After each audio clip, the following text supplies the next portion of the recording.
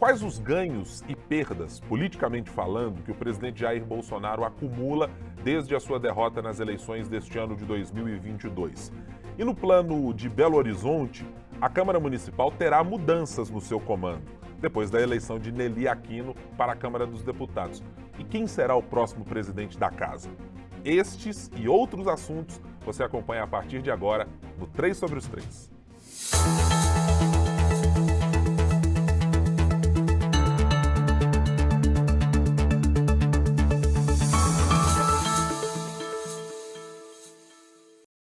E para começar a nossa conversa de hoje, e já aviso aos ouvintes que nós estamos num formato um pouco diferente, e aliás não apenas ouvintes e internautas. A gente sempre fala dos ouvintes pelo hábito de estar, a maior parte de nós, e especialmente no dia de hoje, a maioria de nós, todos são frutos do rádio e estão no rádio, se não cotidianamente, já tiveram por boa parte da carreira, como é o meu caso. Então deixa eu apresentar, evidentemente, quem está aqui na bancada comigo nesta edição de sexta-feira do nosso 3 sobre os 3, como sempre, Rodrigo Freitas, Super N1, nosso âncora, tudo bem? Tudo bem, Guilherme. Papai Guilherme, que coisa boa recebê-lo de volta. Você está dormindo bem? É a velha pergunta que todo mundo faz. Dormir não é exatamente o que eu posso dizer que eu tenho feito.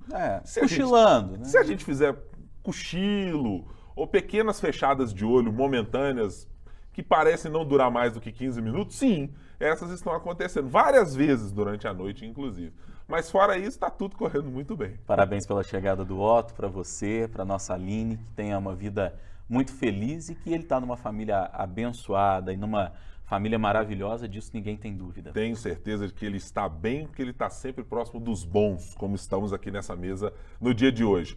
Quem também está aqui, e eu tendo a honra de a primeira vez estar na mesa com esta nobre senhorita... Posso chamar de senhorita? Não né? Pode, porque já é casada, evidentemente. Mãe de 2 filhos. Muito bem casada, mãe de 2 filhos. Esta senhora... Mas é que eu vou olhar para ela, não vou chamar ela de senhora. Porque ela não chegou aos 30. Ela está falando da festa dos 30 anos dela no ano que vem. Está ainda na flor da idade, digamos. Nós já estamos, não necessariamente na flor da idade, né? Não. Mas na flor do rosto enrugado, talvez. Se fosse uma flor ali em cemitério, talvez eu já esteja mais... Uma coisa meio de lápis, uma pegada mais fúnebre, assim. Talvez. Talvez acho que a gente está mais... Estivéssemos ali mais próximos. Estamos falando de Thalita Marinho, que já esteve aqui conosco, que está mais uma vez no nosso podcast. Tudo bem, Thalita? Olá, papai do Otto, né? Não é mais Gibraim, nosso Gibraim, é papai do Otto agora. Gibraim, para quem não sabe, é o nosso jargão interno aqui. Pra gente é Gibraim. Pra você também que está nos ouvindo e acompanhando, pode ser também, porque afinal de contas a gente fala sobre tudo aqui, né? Percebi que nós falamos aqui sobre idade, sobre dormir ou não, sobre política. A Thalita também não dorme assim muito bem. Ela já não dormia antes, né? E a Maria está com 9 para 10 meses agora, né? Não conheço essa palavra, não sei o que é, mas um dia hei de saber. Ansiosamente estou aguardando a chegada dos 9 meses do meu para ver se as coisas mudam um pouquinho. Porque, por enquanto, ele só está naquelas 3 fases. Comer, beber e o restante... Mas, Guilherme, recentemente eu perguntei pro meu pai. Falei, pai, quando que eu vou voltar a dormir? Ele falou, nunca mais. Então, se eu sou a mais nova do meu pai, tem 28 anos, que fique registrado. 28. E meu pai não dorme ainda, tenho que te dizer que pode aguardar ansiosamente aí, viu? Mas... Bom, se chegou até os 30 e ainda não está dormindo... A situação não está nada fácil, não. Significa que nós que já passamos ali dos 35, você e eu, Guilherme, nós vamos passar certamente... Né, passou bem já, né? 37, tá, Thalita? Isso. Com um corpinho de 70. Assim, à disposição de 90, uma coluna de 110, mais ou menos. Mas tudo certo. Tá tudo bem. Significa que mais da metade da nossa vida... nós vamos passar sem dormir se a gente passar dos 70 anos. Absolutamente animador. Absolutamente. Perspectiva muito boa, Perspectiva muito boa. Animador, inclusive, porque eu quero voltar no assunto aqui, viu, Guilherme? Rapidinho, Guilherme Rodrigues, porque o primeiro podcast no 3 sobre 3 que eu tive a oportunidade de fazer, o senhor era criticado por Ricardo Correia pela ausência. Por mim também. Eu vou chegar nessa parte. Na minha cara. Mas por achar que o Otto deveria ser mais importante do que esse podcast que nós estamos gravando hoje. E o Rodrigo Freitas fez coro a isso. E quem é Ricardo Correia neste momento? Uma pessoa que está viajando à Europa. Chegamos ao ponto importante, muito bom ter a Thalita aqui, exatamente para essa exposição. É isso. Que agora as coisas estão ficando às claras, né? É isso. A eleição acabou, os trabalhos legislativos continuam neste podcast, Mas o que acontece com a editora em Brasília? Entrou no modo Brasília, né? Entrou no modo Brasília. Exatamente. Pegou férias, saiu, abandonou. Hoje, quem está nos assistindo... Achou que uma pobre viagem para a Europa seria mais importante que o podcast. Mas veja bem. Onde se pode ver isso? Viajar com filho, família, etc., poderia ser algo a suplantar a participação no podcast? Jamais. Deveria estar participando, entrando lá de Madrid. Aliás, ele está saindo de Madrid hoje, se eu não estou enganado. Deveria falar, sabe-se lá de onde estiver, Ricardo. Acho que chegou a Paris, viu? Gente. Pelo que eu vi numa postagem nas redes sociais. Porque, além de tudo, somos obrigados ainda a ficar acompanhando isso. Eu tô indo para Paris também, Aparecida do Norte. Já ligamos para Ciro Gomes para saber se ele vai recepcionar. Talvez vai haver um jantar lá, né? É alguma coisa assim? Com bom cuscuz, porque o Ciro, inclusive, já deu na época de campanha, né? Todo mundo fica palatável e tal. Uns mostram forno de pão de queijo, né? Enfim, sem fazer referência. Isso é pra vocês Outros saberem. fazem receita de cuscuz, né? Que nem tudo acaba em pizza, né? Na política. Nem tudo acaba em pizza. Há outros pratos aí também. No caso de Ricardo Correia, dado o nível socioeconômico e cultural de Ricardo Correia, o caso dele pode acabar em foie gras, ou pode acabar numa baguete, croissant, um croissant, ou alguma coisa. Não é croissant, é croissant. Estamos próximo ao horário de almoço e tenho que dizer aos senhores que eu estou com fome. Então, por favor, vamos dar continuidade. Porque um dia os senhores saberão a importância de atender o chamado. Quando Thalita Marinho avisa que está com fome, senhores... É preciso ficar atento aos sinais, fortes sinais. Significa que ela pode deixar essa bancada aqui a qualquer momento e sair correndo para a cantina. É assim que funciona. Então, senhores, vamos começar aqui a nossa... Pois não, vou me furtar. Eu queria que os senhores e senhoras que estão nos imaginando, que estão nos ouvindo, melhor dizendo, possam imaginar, por exemplo, um profissional que usa muito de sua força física. Sim. Imaginemos, por exemplo, um pedreiro. Correto. Naquele momento de bater uma laje, que é o momento assim do extremo esforço físico e do vigor do pedreiro. Obviamente, aquilo gera um apetite desmedido nesse profissional. É mais ou menos esse o dia a dia de Thalita Marinho. O balanço calórico de Thalita Marinho, ele tem uma proporção... É um desbalanço. Bem próxima a atletas de MMA ou coisas algo parecidas, próximo, né? exatamente. Talvez um pouco mais. Ultramaratonistas ou alguma coisa... Alguém que pratica triatlo. Isso, algo desse... Estou quase lá, viu, gente? Não fica zoando não, porque eu estou quase lá. Impressionante. Senhores, nós vamos falar de coisas... tão sérias e tão importantes quanto precisamos essas mesmo? Você jura? Estamos no final do ano, mas realmente nós não somos Ricardo Correia para conseguir esta mamata chamada férias, né? Porque até parece que tem que ter férias nesse país. Vamos falar sobre coisas sobre a política nacional? Tá tendo nem emprego, vai ter férias. Que dirá isso, né? Que dirá isso, né? Falar um pouco sobre a política nacional. Tivemos nessa semana algumas mudanças importantes, pelo menos de reaparição do presidente da República, Jair Bolsonaro.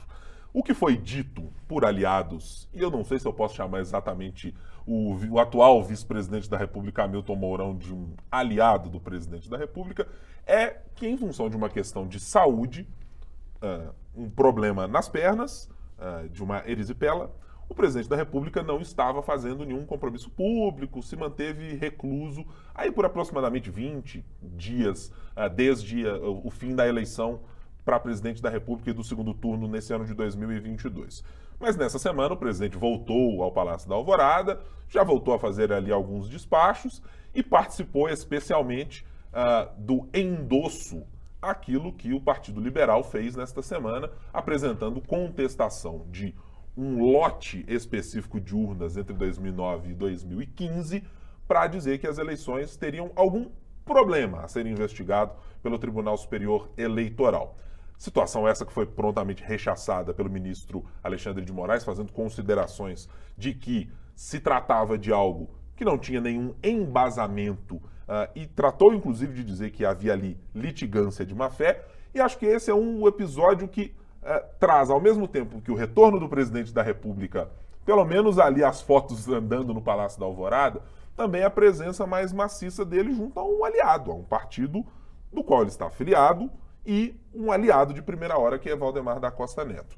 Mas eu queria de vocês um olhar um pouco mais amplo, para a gente olhar para esses dias, desde a derrota do presidente da República nas eleições, ainda que com um saldo de votos muito expressivo, até a chegada nesta semana, quando gravamos nosso podcast, Podemos colocar aí numa balança ganhos e perdas do presidente Jair Bolsonaro nesse período? Ele sai mais forte em algum aspecto? Ele sai mais fragilizado em algum outro aspecto? Para além da derrota, que evidentemente é aquilo que ele não gostaria que ocorresse.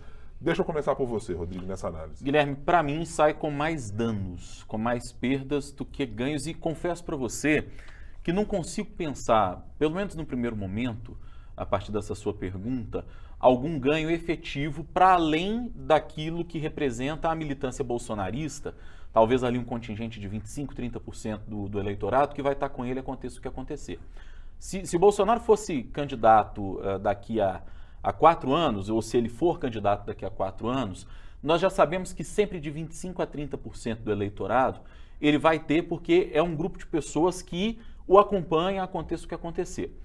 Talvez com esse público mais radical, digamos assim, ele continue ainda bem ganhando pontos. Mas pensando que nós tivemos um contingente de mais de 49% do eleitorado que votou nele, nós ainda temos aí praticamente mais 20% de eleitores que não são talvez tão radicais, que não sejam tão alinhados ao bolsonarismo e que estão se perguntando de fato o que é que está acontecendo. Porque nós até conversávamos antes aqui de começar a nossa gravação com o nosso diretor Robert Wagner, a sensação é que hoje nós temos um outro presidente de fato diante do sumiço do presidente Bolsonaro. Pode ter o fator da erisipela, que é uma coisa inclusive muito incômoda, sim, mas isso não impediria um presidente de se portar e de se postar como um presidente da República. E nos últimos tempos, desde que perdeu a eleição, a gente não tem visto isso. Mais do que isso, tem visto, por exemplo, nas redes sociais, muitas pessoas que votaram nele, inclusive, mas que não são desse grupo de bolsonaristas que vão estar com ele, aconteça o que acontecer, fazendo questionamento, dizendo, olha, a eleição já acabou, vira a página, muda o disco, né, para usar uma expressão das mais antigas, porque já foi, já passou, já era. E ficar nessa insistência, ou ficar nesse silêncio, né, o silêncio, ele, de certa forma, passa o recibo de um incômodo que existe e que existiu e que ainda está existindo no presidente. Alguns apoiadores mais próximos, e te digo que nessa semana, por exemplo, a gente ouviu no Café com Política da Rádio Super, Thalita vai se lembrar disso, o Cabo Júnior Amaral, que é alguém que historicamente tem proximidade com a família Bolsonaro, pessoas que sempre tiveram muita proximidade com ele, a partir do momento em que ele perdeu a eleição, ele está recebendo pouquíssimas pessoas, nem os aliados que estiveram com ele, desde que Bolsonaro ainda não representava esse expoente político da direita e da extrema-direita em que ele se transformou. Então, a dificuldade, ela existe para aqueles que votaram nele, mas votaram nele pensando numa dinâmica de antipetismo. Eu vou votar no Bolsonaro, não é o meu candidato, mas eu vou votar nele porque eu não quero que o Lula ganhe de jeito nenhum. Existe uma perda. E talvez entre os bolsonaristas mais fanáticos não haja uma perda, mas entre aliados que estavam com ele desde sempre, eu já sinto que o pessoal começa a ficar sentido com o presidente, porque, ora, nós estamos gravando esse podcast no dia 24 de novembro, a eleição foi no dia 30 de outubro, a gente está caminhando para mais de 3 semanas dessa eleição, e até agora nós não temos ainda uma sinalização nem para pessoas que estiveram com ele. De fala efetiva do presidente, nós tivemos um comunicado, um pronunciamento que durou menos de 2 minutos, sem reconhecer a vitória do rival. E que foi única e exclusivamente atrelado, talvez a 2 ou 3 postagens em redes sociais mais enigmáticas do que qualquer outra coisa. Uma foto do presidente ali num evento do PL, sem legenda, com os filhos fazendo algumas postagens ali. Flávio Bolsonaro foi o primeiro a se manifestar pela família, etc. Mas nada que especialmente se compare ao pré-campanha do presidente Bolsonaro, que era de uma presença sempre maciça nas redes sociais, ocupando a agenda do debate público. Exatamente. Com os temas que a família Bolsonaro, que o grupo Bolsonaro, que todo o entorno do presidente, né, os deputados e aqueles que o apoiam, com tudo aquilo que eles julgavam ser importante para pautar o debate público. Acho que isso causa, especialmente, não apenas no público pró-Bolsonaro, quanto em nós que participamos efetivamente das coberturas e acompanhamos o noticiário, esse distanciamento. Destoa completamente da versão Bolsonaro que desde o primeiro momento eleito em 2018 teve a sua campanha permanente sentado na cadeira de presidente da República, de repente com uma derrota e ainda sendo o nosso representante, o nosso presidente da República, ainda assim tendo uma postura completamente distanciada de qualquer aceno como presidente da República. Thalita, para fazer a você a mesma pergunta, olhando para o cenário Bolsonaro do dia da derrota na eleição até esse momento, você consegue colocar na balança se tivemos mais perdas e ganhos, ou se houve alguma perda ou algum ganho para o presidente ou até para o seu grupo político nesse momento? Guilherme e Rodrigo, o Rodrigo lembrou aqui da entrevista que nós fizemos no Café com Política, né, na Rádio Super nessa semana com o Cabo Júnior. Cabo Júnior Amaral, que todo mundo sabe, né, que esteve ao lado do presidente como um nome muito importante, né, além de Nicolas Ferreira, Bruno Engler, nomes de pessoas daqui de Minas. E eu fiquei muito encucada, né, com coisas assim que nós conversamos e nada demais, não que ele tivesse revelado alguma coisa muito específica do que tá, mas aquilo que foi dito mesmo por ele na entrevista e que está público foi mesmo em relação ao acesso ao presidente Jair Bolsonaro. E quando ele fala, olha, inclusive eu estive em Brasília, né, e eu não quis nem muito insistir ali, que eu vi que era o momento dele. E a gente já tinha ouvido isso de outras pessoas, outros aliados. E aí eu comecei a mexer ali, né, os pauzinhos políticos e dos bastidores, e eu tive essa confirmação de uma pessoa muito ligada ao presidente ontem, no dia dessa entrevista, né, e essa pessoa me falou exatamente isso, falou, olha, aquilo que já estava sendo tomado de medida para que o presidente tivesse um tom mais ameno, daquele diferente que era tomado pelo presidente Jair Bolsonaro desde o começo do seu mandato como presidente, porque enquanto deputado, é óbvio que essa forma Bolsonaro de ser, ela tinha um peso muito menor, né? A gente está falando a âmbito nacional, a âmbito mundial, porque aquilo que fala um presidente do Brasil tem repercussão no mundo inteiro. Então essa pessoa falou comigo, falou, olha, Thalita, aquilo que eu já tinha te dito uma vez, que era em relação a tomar uma postura mais tranquila, isso foi uma decisão, né? E aí, gente, é uma coisa de bastidor.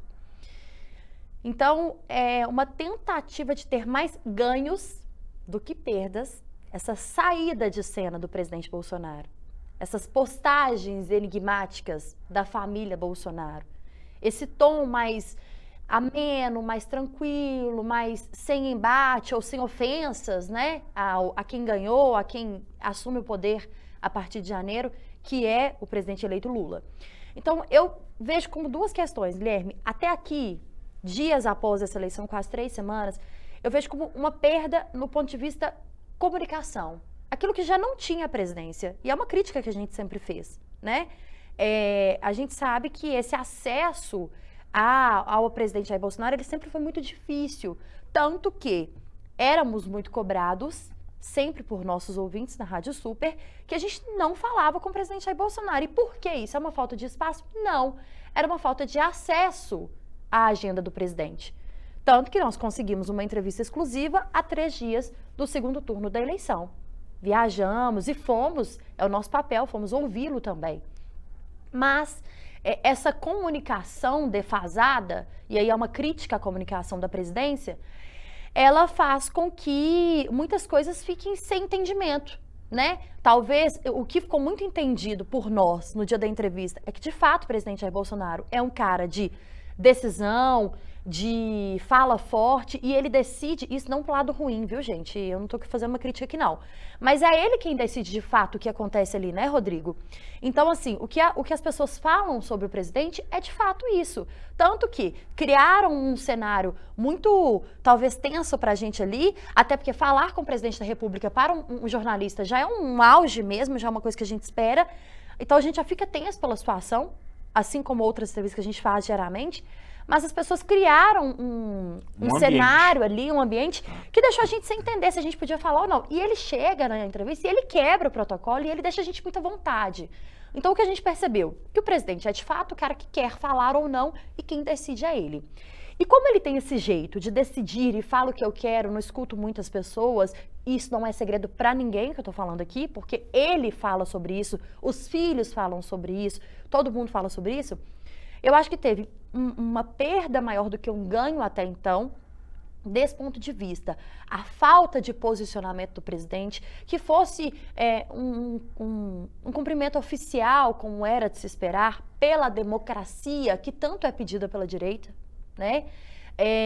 Talvez um aparecimento para falar, olha gente, eu tô aqui, e não só o presidente do PL, o Valdemar, falando que ele vai ser candidato daqui 4 anos, as pessoas, e não só essas que votam em Bolsonaro, independente do que acontecer, mas aquele que não quer o PT, né? Nem só aquela pessoa que é de direita mesmo, mas aquela pessoa que quer alguém e que pensa que pode ser uma reconstrução da direita aí, para daqui 4 anos, acho que as pessoas esperam isso, e isso não teve.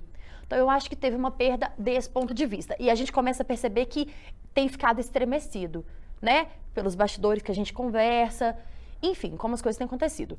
Mas acho, Guilherme, Rodrigo, quem nos escuta, nos acompanha, que lá na frente isso ainda pode trazer algum tipo de benefício. Exatamente essa conquista de fazer com que o presidente Jair Bolsonaro fique calado, entre aspas, né?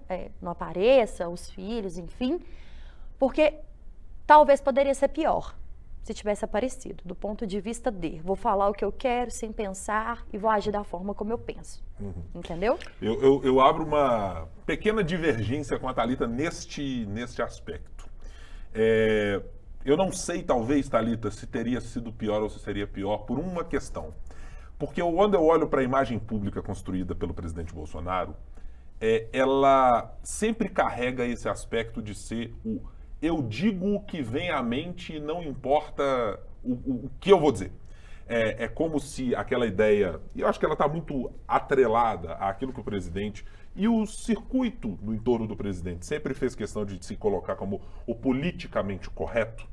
O presidente tem essa ideia muito irascível de como lidar com a política, e isso sempre cobrou um preço do presidente da República. Ela rendeu a ele muitos bônus. Sim. Imaginando que um parlamentar que era o escanteado na Câmara Federal se tornou presidente da República por 4 anos, isso é um ganho absolutamente inestimável. Mas ela também cobra um preço, porque uma vez que você se coloca neste lugar de eu sou o capitão, a decisão sempre é minha, a palavra de força e de ação sempre virá de mim, no momento em que eu me coloco distante dessa palavra, ela faz com que a minha força política seja diminuída. Acompanhando alguns dos grupos de eleitores que são bolsonaristas, ou talvez se eu colocar metade dos grupos bolsonaristas e outra parte dos grupos de direita, que não são necessariamente Sim. bolsonaristas ou são momentaneamente bolsonaristas, há de fato uma preocupação, claro, com as críticas que são feitas ao presidente da República sobre a ausência do presidente com uma voz pública, novamente participando do debate público, colocando as suas ideias ou expressando as suas insatisfações sobre a política nacional ou sobre o sistema, como gosta muito de citar o espectro político do presidente. Mas, ao mesmo tempo, tem aqueles que estão dizendo não, o presidente está fazendo isso como uma estratégia. Então, tem uma parte desse silêncio que eu acho que ela é estratégica. Mas me parece que as perdas para o presidente de perder a sua grande força da imagem pública, ela me parece ser maior se o presidente da República se mantém ausente. Pode até ser que... Abre espaço, né? Exato. E assim, exato. é inquestionável, gente, que faltou uma posição de fato. Sim. Fosse, né, ali, para além desse pronunciamento que fez, que a gente nem considera um pronunciamento que é tão rápido, né, e assim, os eleitores mereciam, né, era como se fosse um Nós estamos falando de tchau 49 para quem, milhões de pessoas, exatamente, de um tchau para 49% quem votou dos nele, votos. para quem acreditou e para quem não queria o PT. Mas o que eu falo também, Guilherme, Rodrigo, em relação, assim, o presidente não faz isso, e que se fosse por uma questão de saúde, e ok, é plausível. Outro exemplo do Cabo Júnior que nós recebemos aqui, Rodrigo, recém-operado, há menos de uma semana de uma cirurgia da coluna, ele esteve no nosso estúdio para nos dar uma entrevista. Vamos fazer pragmaticamente uma coisa? Imagine que o presidente da República, que foi acostumado a fazer quase live e imagens até dentro de hospital com o Carlos Bolsonaro, Histórico de atleta, não faria uma live que fosse de dentro do Palácio ou da Alvorada, Exatamente. do Palácio do Planalto, uma live, sentado ainda que ele possa estar com o quadro que foi alegado pelo general Hamilton Mourão, presidente não faria uma live de onde estivesse, né? Eu chegaria possível, exatamente nisso, Guilherme. Assim, é exatamente isso. Para quem foi eleito, sempre trazendo... E gente, nesse pleito de 2022, todas as visitas em que o presidente esteve em Minas Gerais não foram poucas, porque era o cenário mais disputado por ele. Ele falava sobre o quê? Sobre a facada tomada lá em Juiz de Fora, em 2018, onde ele renasceu, não sei o quê. Então, ele sempre traz uma questão de saúde. Então, não é uma desculpa. E que se fosse isso, por que não um comunicado oficial? Fosse da equipe. Tem duas coisas aí, que se é estratégia, né, a Thalita apurou isso, que foi um efeito de estratégia política esse silêncio, tem dois fatores aí que me levam a crer que o presidente errou, então, nessa estratégia.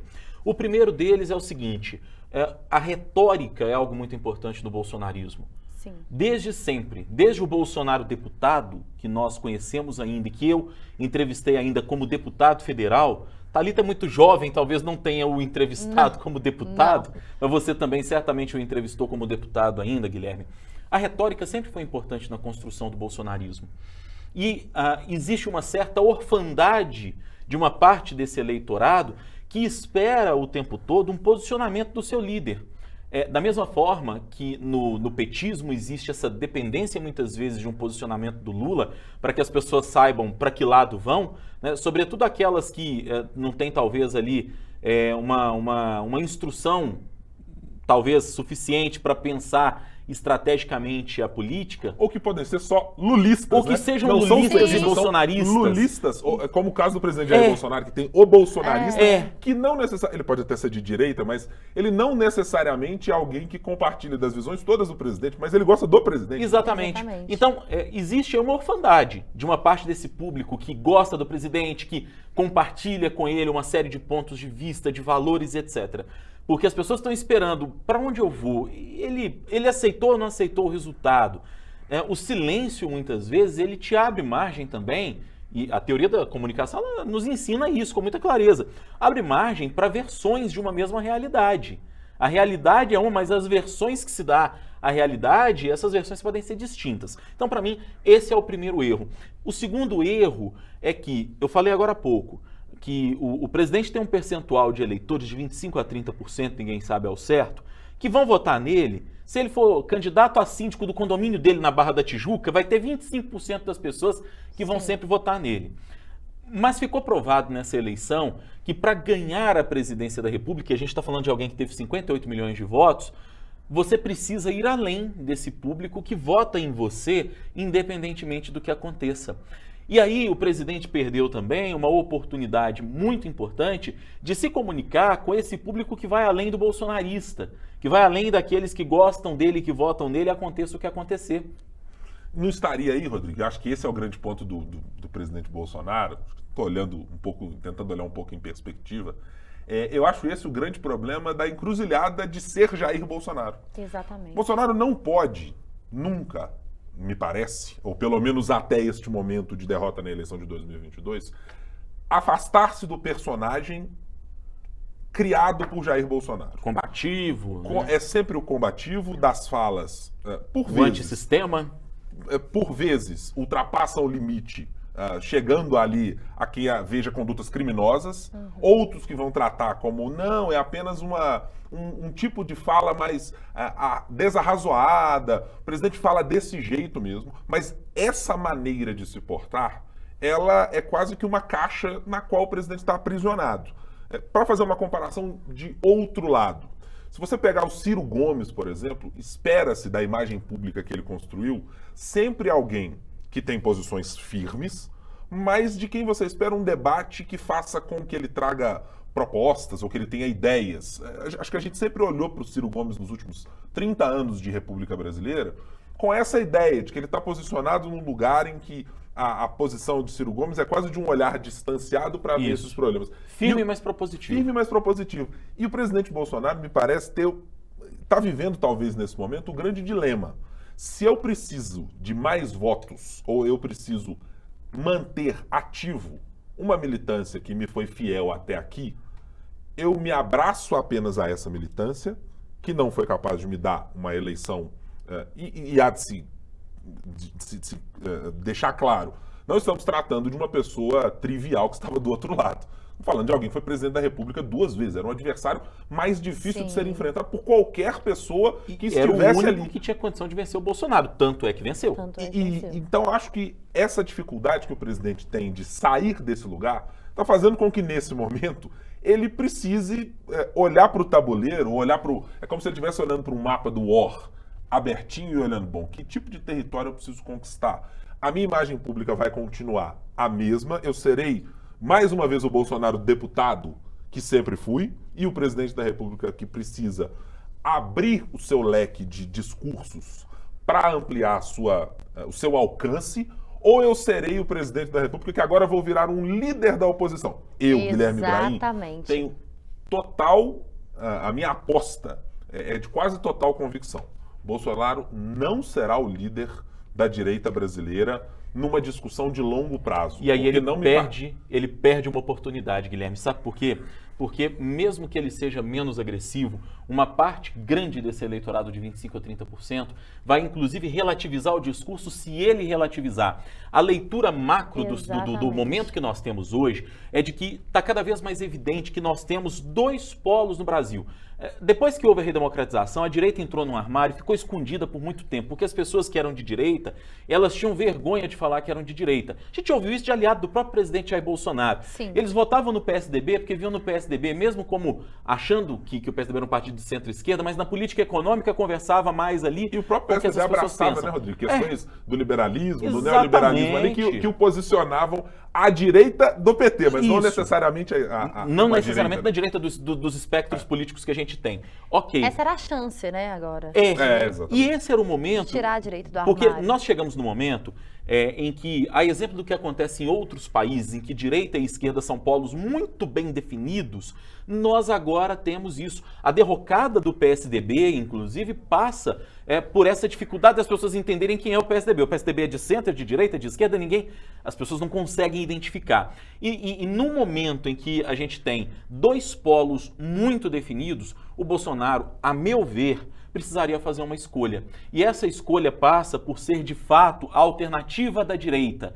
É o nome da direita no Brasil. Porque o nome da esquerda chama Luiz Inácio Lula da Silva e todo mundo sabe que esse líder da esquerda, chamado Luiz Inácio Lula da Silva, consegue gravitar e conversar com todo mundo do espectro até da centro-direita.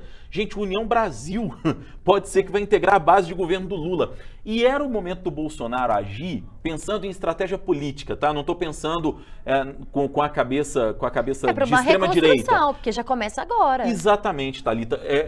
Para ele era o momento de se enxergar, de se ver como o líder da direita e falar, não, peraí, vamos conversar. A União Brasil, por exemplo, é um partido que não pode fazer parte da base do Lula. Aí lança a pergunta. Assim, olhando para o histórico Bolsonaro, o histórico do que foi Jair Bolsonaro parlamentar e do que foi Jair Bolsonaro presidente, que teve dificuldades, aliás, não dificuldades, ele não conseguiu, com todo o capital político que havia naquele momento de meados do seu mandato, não conseguiu criar o Aliança Brasil, não conseguiu reunir assinaturas, sendo presidente. O presidente que conseguiu, ao por mesmo muito tempo, tempo sem partido, eleger essa bancada enorme do PL, arrastada muito por o que ele fez. Sim. E pela imagem que ele construiu.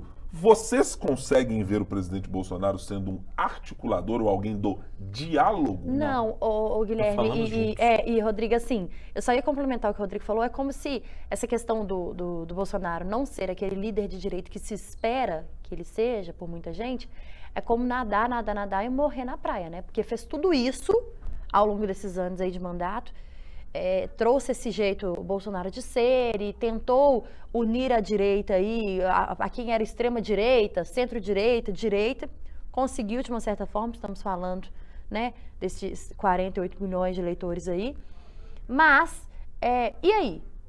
Fez por quê? De que resolveu? De que serviu? E só para finalizar esse assunto sobre silêncio ou não, ou manifestações ou não, em qual situação, sendo Jair Bolsonaro, viriam assuntos à tona e que, sem fundamento ou não, como, por exemplo, a acusação de que o presidente e os filhos batem em mulher, a acusação de que teria ali um aliado, amante da mulher dele, coisas que tomaram conta nos últimos dias aí, rede social, imprensas, enfim, quando que Bolsonaro não falaria sobre esses assuntos, ainda que temos, é óbvio, assuntos mais importantes, né, a serem discutidos para um presidente. Mas ele não ficaria calado. E essa acho que era a arte do bolsonarismo de alguma maneira. Era a eu estou arte do personalizando, bolsonarismo. quando eu estou citando aqui o bolsonarismo, eu estou falando do presidente Jair Sim. Bolsonaro e da equipe de comunicação ali, filhos do presidente, retórica etc. bolsonarista. Era a capacidade de pautar assuntos que não tinham a menor relevância pública para um momento e fazer daqueles assuntos o tema do dia. Enquanto a gente tinha necessidade de discutir ou política econômica ou um problema com a fome, O pessoal estava preocupado com linguagem neutra. o pessoal, essa capacidade mas esse mudar é o o negócio, foco. gente, porque assim, eu não vou falar questão de violência contra a mulher, porque pelo amor de Deus, a gente não precisa discutir, né, a importância de combater isso aqui. Mas vamos pegar essa questão de amante. Se o Zé, lá da esquina, tem uma amante ou tá ficando com a mulher do amigo dele, isso pouco importa, ninguém vai falar sobre isso, né? Todo mundo sabe aqui quantos casos sobre isso tem ao redor aí. Mas quando fala sobre o presidente, isso toma uma proporção gigantesca. E quando é que Bolsonaro, se não ele, quando os filhos ou a própria Michelle Bolsonaro não falaria sobre isso? Me parece, então, para eu fazer uma espécie de síntese aqui do que falamos sobre essa primeira parte do nosso podcast, que acho que esse momento de reclusão do presidente trouxe mais perdas Sim. e quase nenhum ganho momentâneo para ele. Tô olhando até por esse cenário de aí, vou fazer 30 dias, tá? Entre vamos a parte final arredondar. da eleição, vou arredondar para esses 30 dias. Acho que o presidente, concordamos os três aqui, que essa mudança de cenário ou de modo de se apresentar ao público, ao eleitor, ao eleitorado brasileiro, ela não foi capaz de cativar ou de trazer ganhos específicos para o presidente. E tem uma outra coisa aí, Guilherme, que o presidente já deu mostras de como ele pretende se manter, porque a reaparição pública do presidente Bolsonaro só se deu nessa semana quando houve, por parte do PL, o partido dele, o questionamento dos resultados do segundo turno.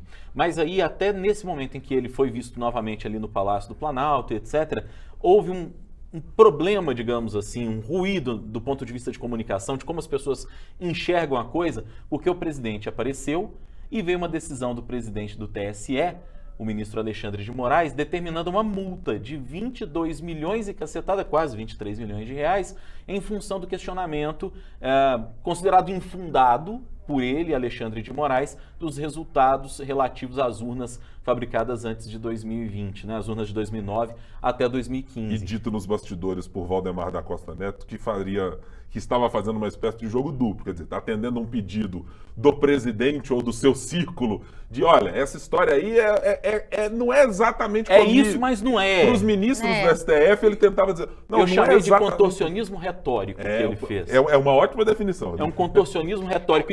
E aí é uma coisa, eu sei que a Thalita quer falar, mas só para não perder essa oportunidade, eu me lembro de um ditado que eu ouvi, por exemplo, muitas vezes do ex-governador Aécio, quando ainda ocupava o Palácio da Liberdade aqui em Minas. Não se pode servir a dois senhores. O Valdemar da Costa Neto está desafiando essa máxima ao servir ao senhor Bolsonaro, porque nós sabemos que esse questionamento é algo que vem do bolsonarismo, mas ao mesmo tempo de tentar botar uma água na fervura quando ele chega para um Gilmar Mendes, porque se reuniu com o Gilmar Mendes lá no Supremo e falar assim, eu tô dizendo isso, mas não é bem isso não, tá? Vai lá no Arthur Lira, bate na porta do Arthur Lira e fala assim, eu falei isso, mas eu não tô querendo questionar não, porque tem 99 deputados federais que eu consegui eleger nessa mesma eleição. Eu posso estar sendo inocente, viu, gente? Mas assim, eu acho que eu vi com outros olhos desde o começo dessa questão do PL. Eu acho que o questionamento é legítimo por parte de qualquer pessoa. Acho que pode sim ter um questionamento. Acho que quando o PL faz aquele vídeo, aquela live, sei lá, né, muito bem que foi, porque eu vi só o vídeo depois. Mas quando chega com aquele engenheiro do Instituto que teria, o Carlos, que teria, teoricamente, ele encontrado alguma inconsistência nas urnas e tudo, ele próprio fala sobre isso. Ele fala, olha, eu estou falando de votos. Quero dizer que foram encontradas inconsistências em urnas. Então, eu acho que desde o começo, eles tiveram um pé no freio para falar sobre isso. Eu não acho que tenha sido dessa forma de, a eleição foi fraudada. Eu não acho. E até mesmo por essa questão de Bolsonaro e os filhos não chegaram falando isso. vamos derrubar tudo, porque é isso que vai acontecer. Então, eu tenho, no meu ponto de vista, que eles já estavam tomando ali um tom de vista, um ponto assim mais ameno, um tom mais ameno. E acho que divergência. é legítimo, do meu ponto de vista. Agora, quando a gente fala sobre não poder servir a dois senhores, acho que a gente tem um exemplo muito claro, assim, porque cada vez mais, e com essa questão dessa multa agora, fica claro que Alexandre de Moraes não quer ser só, né, uma pessoa que faz parte ali da corte, enfim. Tenho minhas dúvidas também se não está aí tentando, talvez, quem sabe, ganhar uma carreira política, né, porque não tem condições. Algumas pessoas já levantaram isso. Vou abrir divergência de você, Thalita, por alguns motivos e por algumas razões que eu vou explicar aqui. A primeira delas é que levantar suspeitas, você pode levantar suspeitas de qualquer situação, concordo com você nesse sentido. Mas no caso de urnas eletrônicas e de votação, é uma coisa tão sensível quando o assunto é democracia, quando o assunto é voto, que você pode levantar quando você tem provas efetivas de que as coisas estão acontecendo. Quando você tem elementos que indicam, olha, essa eleição de fato foi fraudada porque nós temos um problema na urna eletrônica. Você levantar um indício, você coloca em instabilidade, ou você pode colocar em instabilidade todo um sistema. E há coisas que não precisam ser ditas. A família Bolsonaro não necessariamente falou que as eleições foram fraudadas, mas olha o que os apoiadores dele, embaixo e em volta, estão dizendo. Você coloca... Uma parte, ainda que não tenham dito, não repudiaram quando os seus apoiadores disseram. E acho que esse é um ponto muito importante, porque ele é um ponto central para a democracia. Mas isso surpreendeu você, gente? Porque a gente já sabia que tem alguma coisa nessa questão. Não é surpresa, mas ainda assim é um preceito democrático que não pode ser aberto no seguinte sentido. Que a urna é confiável, eu não tenho dúvida nenhuma. Thalita, no reconhecimento dos resultados. Sim. O cientista político, desculpe te interromper, Rodrigo, um cientista político muito importante que trata de democracia e de como as democracias, de como a gente olha para a democracia como um valor importante, o Adam Przeworski, em resumo diz, democracia é a capacidade que eu tenho de perder uma eleição, reconhecer e ir embora para casa e chorar. Exatamente. É isso. E se reorganizar. É isso. Eu preciso ser capaz, para sustentar a democracia, de aceitar que eu posso perder. De que a democracia não pressupõe uma vitória permanente e que eu seja capaz de, em todos os momentos, vencer. E acho que o silêncio é uma parte disso. Porque o silêncio abre brecha para que eu diga, não, nós nunca dissemos que não aceitamos o resultado. Mas, ao mesmo tempo, ele é a mesma sinalização que diz, nós também nunca falamos que aceitamos. Estamos só sofrendo luto, então você não pode ser cobrado por aquilo que acontece. A fala de 2 minutos do presidente da República naquele episódio, em que ficamos ali, e eu me lembro da cena das imagens das TVs e todos horas nós acompanhando, esperando. 1h30 acompanhando as imagens, assim, o presidente vai descer para falar. Qual era a expectativa de todos? Ainda que olhando para o histórico Bolsonaro não fosse de um reconhecimento, a nossa expectativa democrática é de que o mesmo presidente que derrotou Fernando Haddad e companhia na eleição de 2018, e que no dia seguinte teve lá, eu não sei se houve uma ligação de Fernando Haddad, não me recordo ao presidente Bolsonaro, que ele fizesse, se não uma ligação, mas dizer, olha, é isso mesmo, gente, eu tô triste, para usar a expressão Bolsonaro, eu tô pé da vida, mas é isso mesmo, acabou a eleição, vamos embora para casa, pessoal aí tá tudo certo. Porque eu acho esse o ponto que é muito simbólico, esse reconhecimento democrático, ele faz com que, se você não o adota como uma prática, o risco é sempre de você ter um caminho aberto para a autocracia, que eu só reconheço resultados que validem a minha vitória. E a base da democracia trata de as minorias. Ela trata de respeito à maioria no momento em que ela vence, mas ela trata de respeitar a minoria derrotada como legítima, que reconheça resultados e que reconheça, acima de tudo, que outras perspectivas de mundo possam ser adotadas que não a minha. Isso pode acontecer. E imagino que o eleitor, talvez o lulista de outros tempos, tenha tido que conviver com 4 anos de bolsonarismo brabo da vida. O que vai acontecer a partir de 1º de janeiro com talvez os bolsonaristas convivendo por 4 anos com o lulismo bravos da vida. Mas que bom que seja assim. E para continuar o que eu estava dizendo, é que eu acho que tem coisas com as quais você precisa ter muito tato e muito cuidado para mexer. Digamos que aquilo que foi dito pelo pessoal do PL e do tal Instituto Voto Legal, que é a segunda parte do que eu quero dizer, faça sentido. Será que convocar uma coletiva para falar disso era de fato a melhor estratégia? Ou não seria o caso de alguém que está de fato preocupado com a segurança das eleições e do Brasil marcar uma audiência com o ministro Alexandre de Moraes lá no TSE?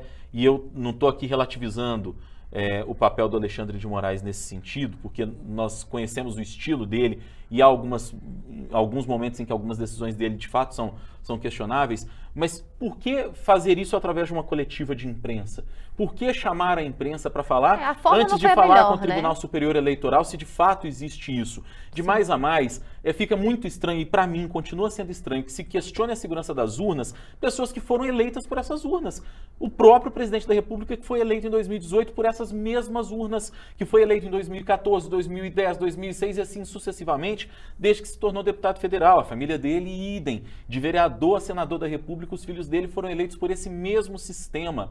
É estranho que faça-se esse questionamento, e um questionamento que, eu não disse que as eleições foram fraudadas, mas você está levantando que isso pode ter acontecido, você está entregando para os seus apoiadores que isso pode ter acontecido. E aí vamos para a pragmática de novo. O resultado prático do questionamento, quando você pega os números apontados no relatório, repito, considerado de má-fé pelo ministro do TSE e do STF, Alexandre de Moraes, é de que o resultado faria com que a vitória fosse para o presidente Bolsonaro.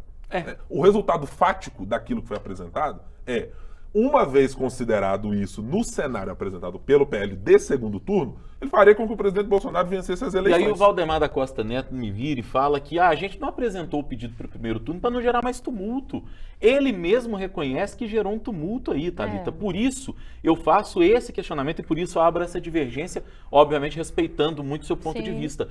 Abro a divergência porque ele admitiu que causou tumulto. Agora, que sentido técnico faz você questionar uma segurança de urnas? Não questionamos a votação, mas questionar a segurança das urnas do segundo turno, mas não questionar do primeiro, porque aí agora os apoiadores do presidente falam, não, se eu perder o meu mandato com essa revisão, eu estou tranquilo. Os que estão falando isso foram os que foram muito bem votados e que se fizerem uma revisão e eles perderem os votos, possivelmente eles estariam eleitos da mesma maneira. Né? Não vai fazer diferença para eles. Outra coisa, eu falei isso no Twitter, teve gente que ficou brava comigo, falei no Instagram, teve gente que ficou brava comigo. Quem é o Instituto Voto Legal? Não existe nenhum registro desse instituto na internet. Existe um site, votolegal.com.br, que é um site especialista em fazer vaquinha de candidatos. Algo muito diferente de relatório técnico para falar que as urnas podem ser inseguras. O Carlos Rocha, que virou uma entidade que sabe falar sobre urnas, eu respeito muito, viu, gente, o currículo dele. Eu fui ao LinkedIn verificar quem era o Carlos Rocha.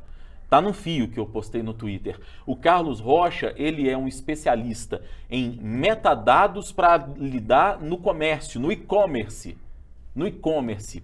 Ele não é alguém especialista, porque o pessoal falou, é um engenheiro do ITA. Ele foi formado pelo ITA, ele não atua no ITA. Uma coisa é uma coisa, outra coisa é outra coisa. Não é? Eu sou formado em jornalismo pela Faculdade Estácio de Sá de Belo Horizonte, mas eu não represento a Faculdade Estácio de Sá. Eu apenas sou formado pela faculdade. Ele é formado no ITA, mas ele não é um profissional do ITA, que é inclusive um instituto muito responsável, uma referência em qualidade e em tecnologia. Formado em 1977, com um extenso currículo, CEO de várias empresas, mas no currículo dele não há uma citação a esse tal Instituto Voto Legal. Se eu tiver errado, me corrijam, por favor. Eu nunca havia ouvido falar no Instituto Voto Legal. E de repente até a contratação pelo PL. E de repente o sujeito aparece como um especialista naquilo, como alguém que domina o negócio e as pessoas... Porque o diretor do Instituto Voto Legal, Carlos Rocha, afirmou que... Quem é o Carlos Rocha? Quem é o Instituto Voto Legal? Qual é a atuação dele em relação a essas questões que envolvem a segurança das urnas eletrônicas? Mas eu acho que é muito mais do que as pessoas falam, porque assim, Rodrigo, ele desde o começo, ele fala, olha, eu não estou falando sobre Thalita, o que as pessoas falam, mas é o que elas representam. Você falar sobre política, se você não fosse uma jornalista especializada na área... seria muito diferente de você falar de política sendo uma jornalista reconhecida na área da política como é. tem um peso diferente a Thalita, menina criada lá em Betim, digamos assim, falar de política, e a Thalita, âncora, que está ali há 4 anos na bancada do jornal, entrevistando político de segunda a sexta, com o conhecimento de quem fala de política todos os dias. Não só peso, mas a responsabilidade e também. A responsabilidade. E eu concordo quando você fala isso, essa viu, questão. Rodrigo? Eu acho que é a responsabilidade. E aí, quando eu falo essa questão de eu achar que é legítima essa contestação, ou dessa fala, não quer dizer que eu acho que foi a forma certa como foi feita. Eu acho que armaram um circo para fazer o negócio pegar fogo, quando a gente sabe que o Brasil está dividido, quando as pessoas estão lá na porta dos quartéis, quando as pessoas estão fechando estrada, quando as pessoas estão manifestando, e que essas pessoas precisam apenas do A para completarem, né, o abecedário ali. Então elas vão entender o que elas querem e elas vão levar isso para frente da forma como elas querem. Então eu acho que faltou responsabilidade na forma de se fazer. E concordo, Thalita, e acho inclusive que a responsabilidade nesse caso, e eu sou e serei sempre um defensor da desconfiança, Sim.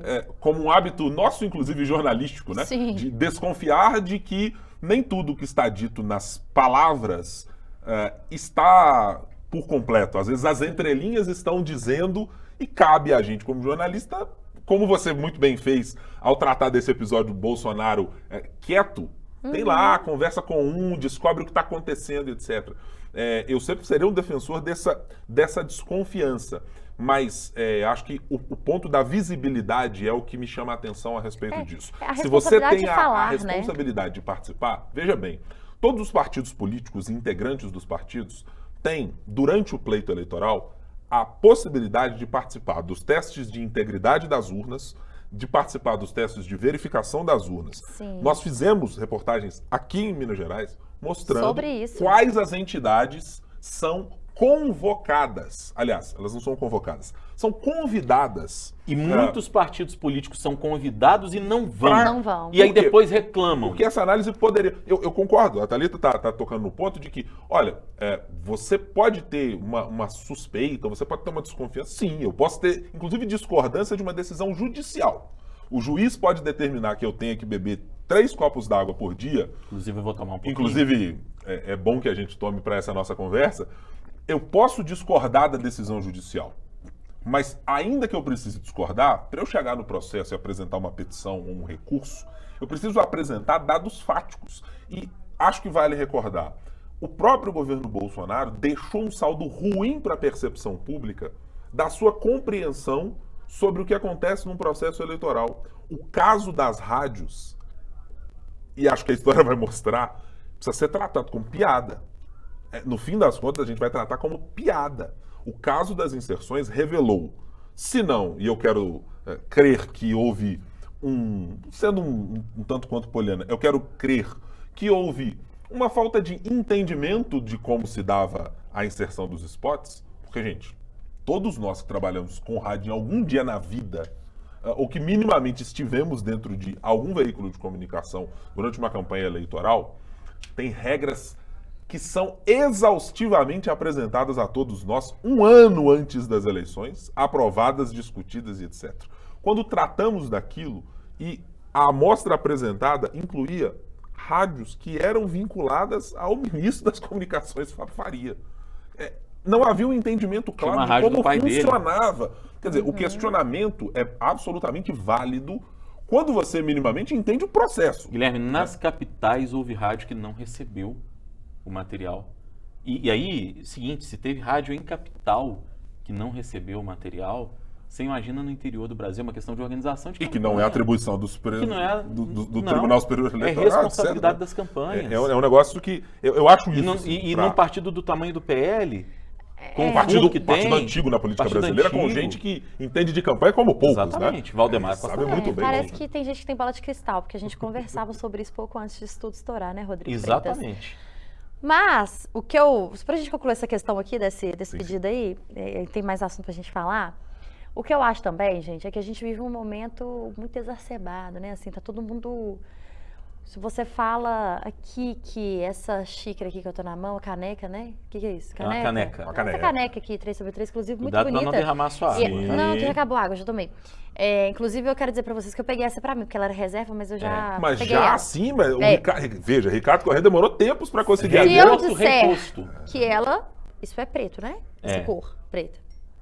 Pode ser que, se eu postar isso na minha rede social, né? Você é Tenho golpista. Tenho poucos seguidores, não sou nenhuma influenciadora digital, não cheguei ainda a esse patamar. Ainda. Ainda, você Mas- adotou, né, Veja Guilherme? bem, ainda. Entendam, eu posso receber isso. Xingamentos. Receba. As pessoas vão falar que isso é branco e pronto, e acabou. Então, gente, eu acho que tudo isso... Lá em 2014, não teve a questão do PSDB, questão das urnas, que a própria auditoria do partido concluiu que não teve fraude, enfim. Foi citado, inclusive, aí, né, agora, relembrando esses casos. Então, eu acho que o negócio veio num momento em que tá tudo muito, assim, muito mimimi, mas muitas coisas questionáveis também, muitas coisas que fazem valer, né, a discussão e tudo. Então, eu acho que é isso. Né? Então, acho que vamos tocar. Acho que a gente vai discutir muito ainda isso aqui, porque o negócio, gente, começou a entornar agora. E Guilherme Brahim, Rodrigo Freitas estava de férias. Você há de se lembrar que 2 dias após o resultado da eleição, no dia 30 de outubro, eu te mandei uma estava de férias, mensagem estava de folga. no WhatsApp. Outras férias? É porque ele tira folga de 15 dias a cada um entendi, mês. entendi. Entendeu? Ou seja, ele trabalha Impressionante, 15 dias no mês. Lembrando que metade você do voltou ano. essa semana de uma folga de 15 dias Depois de também. 40 dias sem folga. Sim. Mas, tudo bem, você há de se lembrar que 2 dias após o resultado das eleições, eu te mandei uma mensagem no WhatsApp que eu recebi de bastidor político, já prevendo o que aconteceu nesta semana. Ah, sim, sim. É isso, Thalita. As coisas... E exatamente o que foi dito pelo PL, leia aquela mensagem, se você ainda tiver. Funcionou. Está lá. Funcionou, está acontecendo. Então pronto, eu recebi de bastidor. É Tá isso. tudo aí. Senhores e senhorita não, senhora Thalita Marinho, vamos tratar também aqui do nosso Do nosso quintal, quintal, do nosso cercadinho, do digamos nosso assim. terreiro. Nosso terreiro, da nossa... Eu ia fazer aqui uma brincadeira. Faça. E vou fazer, né? Por gentileza. Da nossa roça de coração, a nossa Belo Horizonte, né? Vai ter gente, vai ficar bravo com você quando você falar que é roça iluminada, roça grande. Ainda mais sendo contagense, aí vão dizer que é barriga. É isso, tá contra exatamente. Belo Horizonte. Eu sei, funciona assim. Não, e aqui nós somos uma bancada metropolitana. Sim. Embora hoje eu moro em Belo Horizonte, Também. o Guilherme também, mas nós somos contagenses de carteirinha E uma betinense. e uma betinense. Mas eu nasci que- em Contagem, viu? Aí, Então- pronto. Pois é, pronto. mas chego a dizer que um dia ainda veremos Thalita como prefeita de Betim. Aí Não sim. brinca com isso não, Rodrigo, pelo amor de Deus, ainda mais nesse podcast. Nossa senhora. Dá pra cortar isso aí, gente? Nesse vetusto, eu não posso deixar de usar essa expressão. Preciso sempre achar um gancho para usar a expressão de Salva Soraya o emprego Tronic. aí, pô. Neste vetusto podcast. Esta expressão que estará eternizada Tá nos anais. nos do- anais do 3 sobre os 3. Exatamente. Vamos tratar sobre a Câmara Municipal de Belo Horizonte, Nossa. porque evidentemente ela está num momento bastante fervoroso, diria eu, muito nos bastidores. Na Câmara Municipal de Belo Horizonte, os enfrentamentos ideológicos deram o tom de boa parte dos últimos anos, né? Se a gente somar aí as 2 gestões Calil mais esse pedaço de gestão Fadnoman, que as coisas estão um pouco mais calmas, Pacificadas. pacificadas, ou num modo Fuad, né? É. Num slow motion assim, mais calmo. Mas agora começa a se avizinhar a possibilidade, não possibilidade, a certeza da saída de Nelly Aquino, atual presidente da Câmara Municipal, para ocupar uma cadeira de deputada federal a partir do ano que vem em Brasília. E aí temos 3 grupos políticos que estão se movimentando para tentar encontrar um líder para ser o novo presidente da Câmara. Bom, quem quiser acompanhar, tem lá a reportagem no nosso site, otempo.com.br, reportagem do nosso repórter Franco Malheiro, explicando que 3 grupos são esses. Estamos falando de um grupo independente, encabeçado pelo vereador Gabriel Azevedo. Estamos falando de um grupo pró-prefeitura, que aí seria encabeçado pelo vereador Bruno Miranda, com uma relação muito extensa, inclusive, com a Prefeitura de Belo Horizonte, não apenas na gestão Fuad, mas também na gestão Calil. E estamos falando de um grupo nominadamente pelos parlamentares ali, a boca pequena, como a família Marcelo Aro, a família Aro. Isso me dá um medo, que eu lembro da família União. do Essa Cruzeiro. senhora. Essa coisa da família, assim, no ambiente político. Um conselho deliberativo de clube, uma Câmara Municipal, Uma coisa rapaz. dessas. Olha, dá um certo arrepio, viu? Que é uma tentativa de se fazer uma reintrodução de uma figura ligada à família Haro na presidência da Câmara. Afinal de contas, Nelly Aquino é uma parlamentar do Podemos que tem uma relação muito estreita com o Marcelo Haro e com o grupo político da família Haro. Se transformou muito, inclusive, depois que começou essa relação, né? Exatamente, que tem muitas nuances e muita diferença Sim. ao longo do tempo. Vale um podcast. Olhando para esses três grupos que estão posicionados e pela quantidade de votos disponíveis na Câmara Municipal, estamos falando da possibilidade de uma eleição que deve se afunilar para dois grupos, talvez, né? Uma junção aí de governo, de um candidato da prefeitura com talvez um dos independentes, por uma relação histórica ou por uma necessidade acima de tudo. Mas olhando para esse cenário, começo por você, Rodrigo, a Câmara Municipal ter uma influência de fora exatamente da Câmara Municipal, quando se trata especificamente da família Haro ou da Prefeitura de Belo Horizonte, que faz numa. Isso é absolutamente natural, o governo querer que haja alguém que seja aliado. pró às suas pautas Sim. e pró aquilo que a Prefeitura deseja ver aprovado dentro da casa.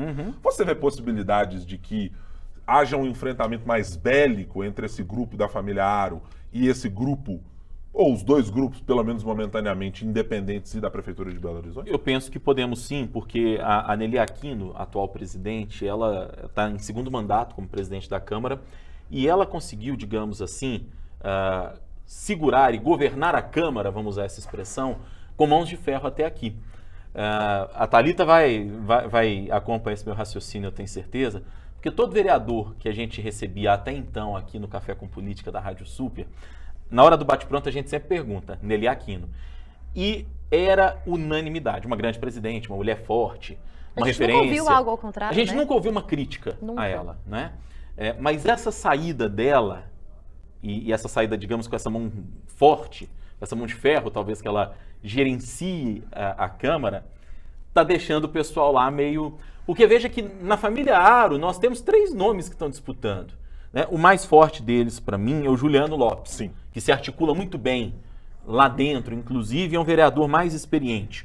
Mas ainda tem o Wilsinho da Tabu e o Wesley, os dois do PP, dois parlamentares de um mesmo partido. O Wesley, que só para deixar claro para alguns dos ouvintes que não vão lembrar, o Wesley da é autoescola. Né? Que a Exato. Câmara de Belo Horizonte tem dessas coisas. É. Alguém da farmácia, alguém da autoescola. Tem um centro comercial Tem um inteiro na centro Câmara comercial Municipal, ali né? perfeitamente. Tem o fulano do sacolão, o João da Tem, locadora, tem. é isso, né? Tem o preto do sacolão Tem. e por aí vai. Você sai de lá com a compra toda pronta, né? Sem querer criticar aqui, Não, mas não. você Alcunha tem um centro comercial tem na totalmente. Câmara Municipal. Historicamente é assim.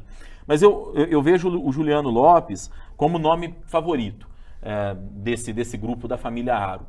E penso que os independentes com os governistas vão se unir. Até porque o Gabriel Azevedo está numa trajetória, embora se apresente como independente, já tenha tido uma ou outra rusga aqui ou ali com o prefeito Flávio Noman, ele está mais próximo da administração municipal depois que o Calil deixou a prefeitura. E acho que nesse momento o papel do Bruno Miranda como líder de governo ainda é mais importante para o Fuad, porque o Bruno é um sujeito muito afável, muito tranquilo e tal. Quase nada polêmico, né? Quase nada, né? Quase nada. Ele é um cara do diálogo, muito mais do que era o Léo Burguês, por exemplo, que era o líder do Calil. Eu penso que o Gabriel, até para ter o Gabriel como alguém que pode ser um aliado em potencial, com o poder da presidência da Câmara, seja de fato um candidato dos independentes / prefeitura. É essa a leitura que eu faço. Então, para mim, nós vamos ter um duelo entre Juliano Lopes e Gabriel Azevedo. E penso que pode ser um duelo bastante acalorado, porque nós estamos falando de parlamentares de perfis muito diferentes. Muito diferentes, e de dois parlamentares que são estrategistas e inteligentes. Conhecem da estratégia política. O Juliano já tem um tempo de Câmara e já deu para sentir isso dele, pela maneira pela qual ele se articula lá dentro. Atuações que teve até participando com proximidades de comissões parlamentares de inquérito. CPI, exatamente, como relator, como presidente, enfim. E o Gabriel, a mesma coisa, como uma cabeça pensante, uma das principais cabeças pensantes de estratégia política mesmo da Câmara Municipal. E é um cara que está na polêmica. É um cara, né? O Gabriel é esse cara. E que a prefeitura precisa tê-lo mais próxima dele. Precisa Thalita. ter. E foi. Porque é candidato a prefeito, nas próximas eleições. E foi Ainda questão... que negue momentaneamente. Ainda que negue momentaneamente, mas quer ser. Mas já falou isso com a gente na Rádio Super, que não fecharia portas, né, Rodrigo? E que, enfim, Ele é diz natural, que de 2 mandatos né? de vereador ele não passa. Ele não passa. Nem que ele não seja candidato a nada, mas ele não fica mais que um segundo mandato na Câmara Municipal. Eu concordo com tudo que o Rodrigo falou, assim, e acho isso, assim, uma coisa eu acho que fica muito clara, né, em qualquer governo, e não poderia ser diferente, né, no governo municipal, o diálogo e as relações, elas precisam ser mais estreitas ali, né, a gente precisa ter um diálogo melhor, não um diálogo só de situação, sem a oposição, muito pelo contrário, senão não teríamos a política, né? Não teria democracia. Mas eu acho que o próprio prefeito, Fuad, chega agora, né? Chega desde quando assumiu, como essa pessoa que centraliza esse diálogo, um cara mais tranquilo, mais morno, uma fala mais calma, não é um cara que é tão polêmico quanto Calil, né? Não passa nem perto quanto Calil. Mas eu acho que isso, assim, essa nova presidência da Câmara, ela precisa passar por isso, para uma pessoa que vai conseguir construir relações e, de fato, fazer a oposição, se for preciso, ali para o que não é bom para a população, afinal de contas, esse é o papel da Câmara Municipal, mas também é o cara que vai conseguir chegar lá e pegar na mão do prefeito e falar, tudo bem, vamos melhorar aqui, ou ok, concordo com o que você falou, ou estamos pensando nisso, o que a prefeitura pode fazer para ajudar?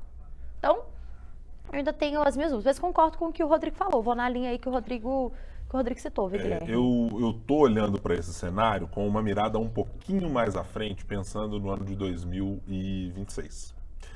Porque me parece... Aliás, 2024. 24, né? que é a eleição para 2026 aqui, tratamos de presidência da República. Para 2024. Porque me parece muito claro que as pretensões do Partido Novo, e aí eu estou falando nesse momento do Partido Novo, e eu estou falando dos grupos que estão acoplados a ele.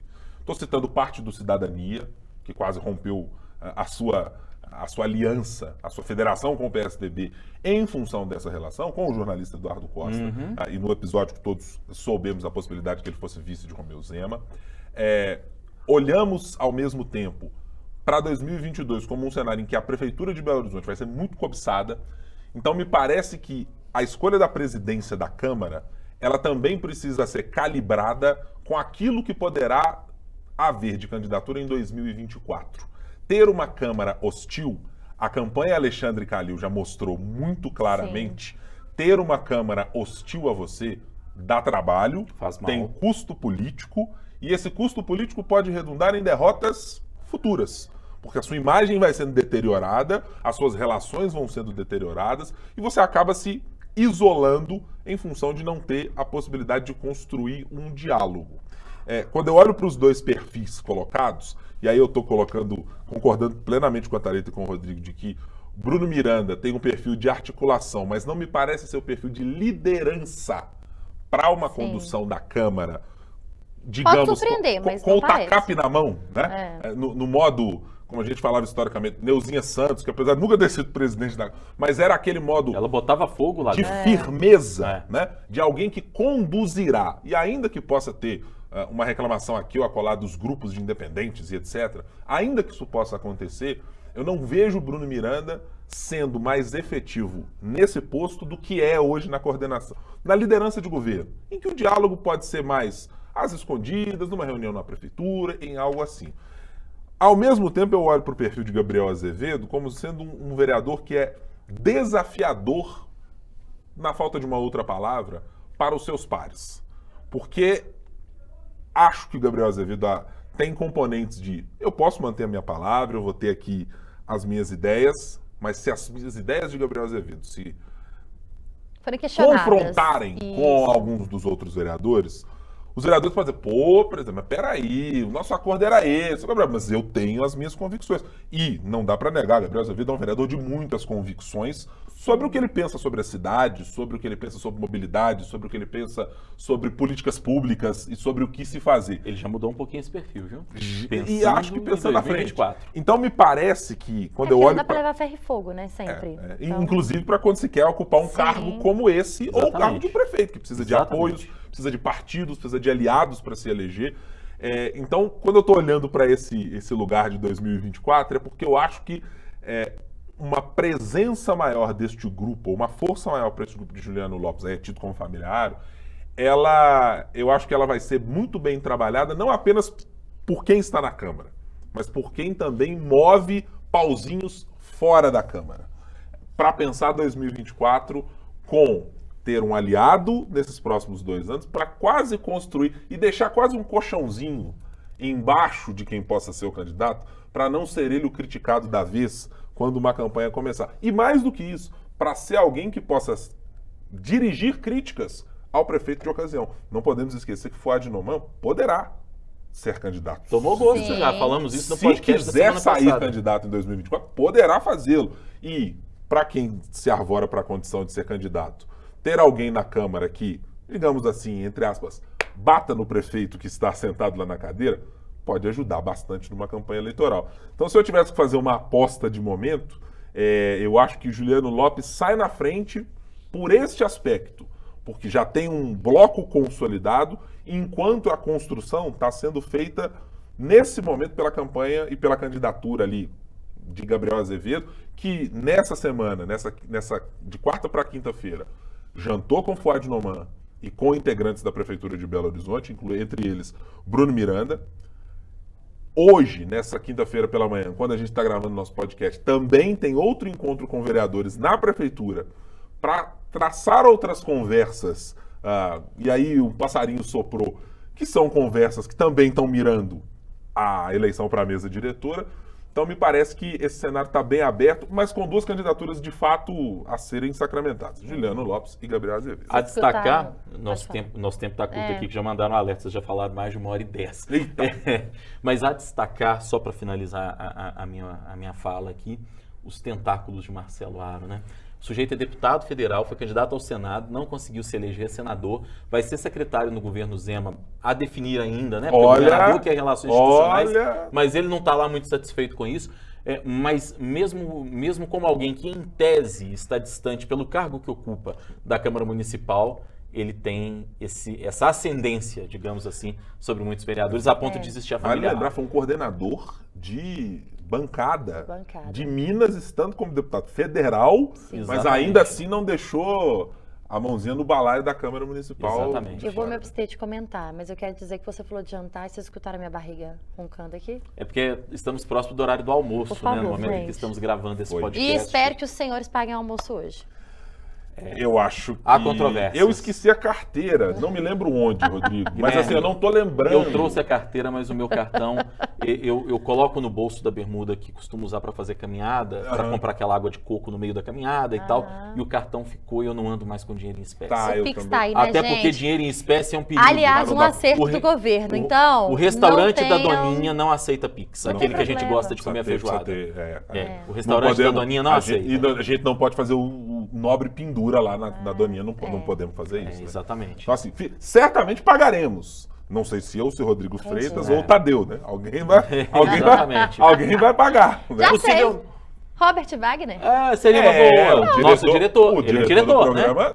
A função precisando, do diretor... inclusive, fazer um agrado. Diretor, é isso. Tá precisando fazer um agrado já há algum tempo. E depois a Thalita vai nos pagar, digamos assim, esse almoço na festa dela de 30 anos, que está anunciada para o ano que vem, quando o convite será um abadá, uma camisa com uma foto de Thalita Marinho. Não, foto é demais, entendeu? mas abadá é verdade. Fontes fidedignas. Foto de campanha. Gente, eu tô com fome mesmo. Fontes fidedignas me disseram que a festa de Jecai, a farofa de Jecai ficará no chinelo. Olha! Pra festa de Thalita Marinho dos 30 anos. Eu já... Vozes passarinho soprou. Tá? Thalita, essa camisa tá boa pra ir? Tá legal? Vai ter o abadá. Façam as inscrições. Eu vou deixar ela aberta para que o abadá fique evidente, mas eu já tô literalmente com a roupa de ir. Senhores, como estamos aqui os três, podemos fazer um brinde de tchau, né? Pra nossa audiência. Vamos. Muito obrigado por mais essa edição do 3 sobre 3. Você que está nos acompanhando e quer nos acompanhar semanalmente, chegou a primeira vez no nosso podcast, faz o seguinte, se inscreva aí no nosso youtube.com/tempo para acompanhar todo o nosso conteúdo para além do nosso podcast. Procure também na sua plataforma preferida de música, de streaming aí que você utiliza. Tem lá o 3 sobre os 3.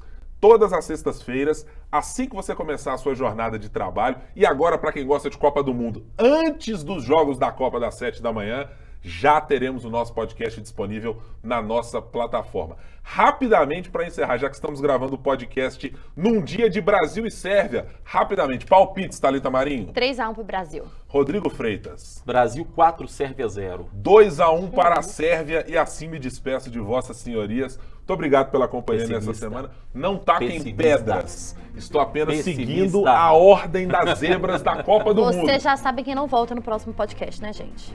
Muito obrigado pela sua companhia. Tá vendo? Tá vendo? Tá vendo? Tchau. Muito obrigado pela companhia, Tchau, gente. Tchau, tchau.